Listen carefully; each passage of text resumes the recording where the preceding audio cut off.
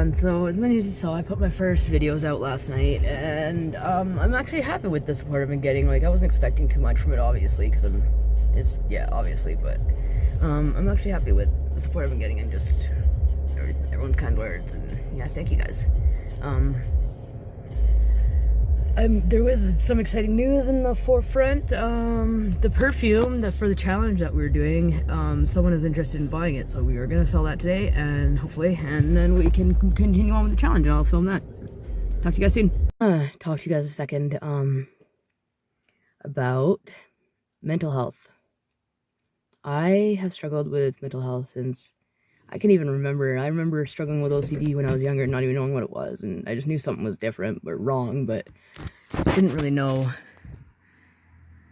what was going on with me. Even my mom would make comments about weird stuff that I would do, and yeah, I didn't know what was going on at the time until I was a bit older. Then I realized, wow, that's probably obsessive compulsive disorder. So there's a bunch of stuff that I have to do every day. It's really weird, and I feel weird just telling you guys about it, but there's this thing that I have with my house catching fire. I have a deathly fear that my house is going to catch fire.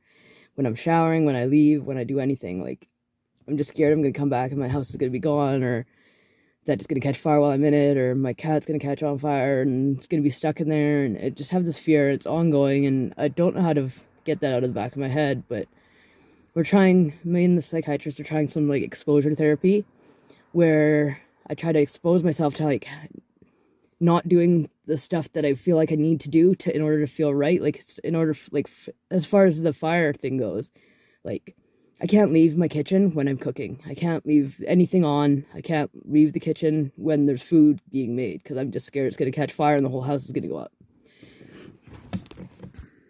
Another one of my OCD things is numbers. I have this really weird thing with numbers. If anything adds up or equals, or if I see the number 13, 26, or 39, or anything that adds up to those numbers, I have to see two other numbers before I can feel right.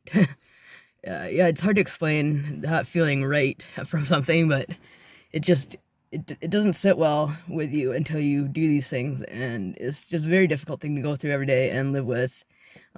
Also, like, I have this obsession with numbers too, that I'm just always looking for them, and if anything equals those numbers, like, I have to look at more numbers, and it's just getting overwhelming. And also I have this thing with the number 4 and 16, and everything that I do, I have to do 4 times most of the time. Like, if I like wave at someone, I'll have to, like, tap my fingers 3 more times to make it 4 times that I did that. Like, if I can't do something actually 4 times, I have to tap my fingers the rest of the amount of times that I can actually do it. Like, if I scratch my elbow and it doesn't feel right, I have to do it 4 times right there. But if I just do it once and if I think it's going to be weird, people are looking at me if I keep doing it, then I just tap my finger the rest of the remainder of the times to make it 4. And usually everything is done in 4 sets of 4s to make it 16.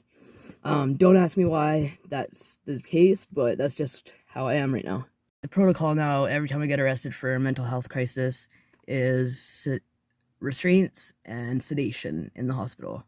And I hate it, but a lot of the times they give me ketamine too, and I don't even know why, because it makes me so sick. And they even put that on a thing I was allergic to one time, because I was just getting sick every time they gave it to me, but they continue to give it to me because that's the only thing that will get me out of that kind of mindset for even a little bit. So but yeah, at the hospital, the protocol when I go in there is restraints and sedation, so it's not a very positive thing for me every time I go in there. And I do get treated okay by some of the nurses, but a few of them, they could be not that sympathetic to people who have mental health problems and who are going through crisis. And maybe just not to me, because I can be a nuisance sometimes when I'm in that state, and I realize that, but I don't know what I'm doing at the time, and I can't really be held responsible for what I'm doing while I'm in psychosis.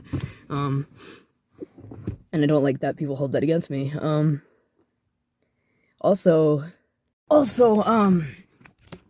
the way I get treated by the cops in this town, most of them are actually pretty decent towards me. Like, my neighbor is a police officer, and he treats me pretty decently and tries to help me with whatever he can. But a lot of them, like, for instance, there's this guy, Corporal Weeb.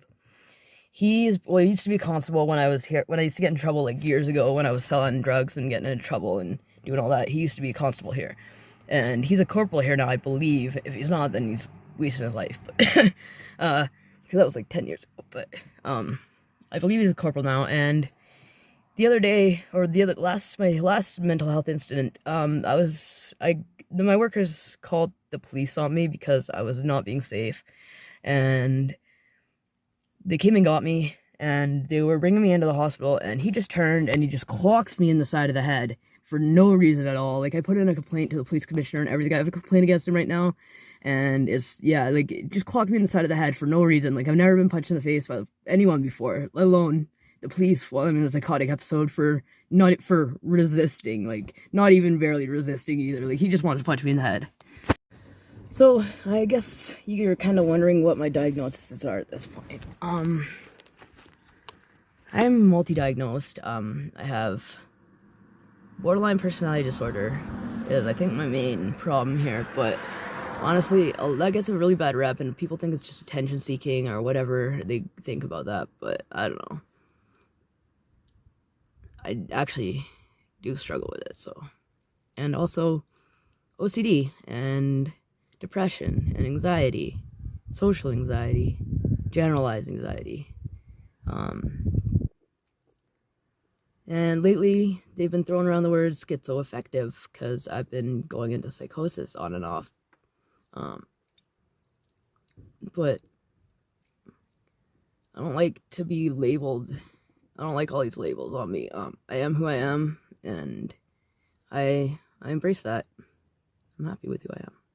I wouldn't want anyone else's life. As you can tell by the title of the thumbnail, this is just kind of where things are right now with my mental health and kind of an update. I'm doing a lot better with the depression at the moment. My mood's been great lately. Been a lot happier, and I don't know what to attribute that to exactly, but I don't push it. I don't question it. So, also, my anxiety hasn't been too bad. My OCD has been manageable. I'm on medication for my OCD right now. Prozac, I take the highest dose. It's apparently the best drug for it. I also take aripiprazole, which is antipsychotic, and I take Abilify. Actually, that is aripiprazole. Is Abilify? Sorry. I also take Nabilone because I'm trying to quit this weed thing, and those are just synthetic marijuana pills. I also take, what do I take? I take a pill for my acid reflux. I get a monthly injection of Haldol every month. It's also an antipsychotic. That's been helping me just regulate everything, and I've been on that since I was about 19, so, well, I was on a different one for the longest time. They just switched it to Haldol a couple months ago when I was in the hospital during one of my visits. I'm also on, can't think of what I'm on right now. Oh, Ritalin, Concerta, actually, to be exact. It's the long-acting Ritalin, and that is supposed to help with my crystal meth cravings. I'm not ADD. Well, I might have ADHD underlined somewhere, but the Ritalin is supposed to help with my cravings and everything like that, so, and it does. I believe it does. I've been crystal meth free for quite a while now, and I'm very proud of that. I take Prazosin for my night terrors, but I've recently stopped because it was not helping, and I don't know if it was making it worse or what, but I've recently stopped taking that. I don't recommend just going off your medications by yourself, but sometimes you know what's best for you, and yeah, talk to your doctor if you plan on going on any of your medications, but off any medications, but yeah, if you don't feel like something's working for you or it's not right for you, speak up and say something, because it's probably not, so your body the best. So I guess this kind of thing is just turning into a car talk with you guys, but yeah, I think that's what this video is just going to be, is just a little car talk, and let you guys get to know me a bit better, and mostly in the mental health side of this video, but I'm not going to get too much into my addictions or yeah, I'm not going to get too much into really the rest of my life right now, because it's just kind of based on my mental health problems, and I just want to let you guys know what was kind of going on there and what's kind of happening with me, so Make the next video is gonna be me giving you guys tips and tricks of how to lose weight, because I've recently lost 85 pounds and just what's worked for me, what hasn't worked for me. Maybe it would be helpful for some of you guys of what I do daily, just to see what you guys can do too, and maybe if that's your goal is weight loss, and hopefully I can help you on your journey, because I have been successful so far and it's been hard work, but it's paying off, and you guys can do it too, so I believe you guys can. When I was a teenager, I'd get in a lot of trouble with the police, with school, with everything. It was just I did like detention at the time, and I let it get the best of me. But I've been to jail. I did a 18 months in jail sentence at Surrey Pretrial in Surrey, British Columbia, which it was quite the adjustment being in jail for a year, and I missed out on a lot in my life, and I don't want to do that again. I don't want to be the person that gets in trouble and going to jail and gets arrested. And what I've been doing today is pretty much just going around to different locations and just talking with you guys about my life and what's going on and the past a little bit, and just giving you guys an idea of what's my story. And just saying, my dad passed away 10 years ago to cancer. It was probably the hardest time in my life, because at the time I currently had a really bad crack addiction myself, and it was just I was not doing good at the time. Probably the hardest thing I've ever gone through.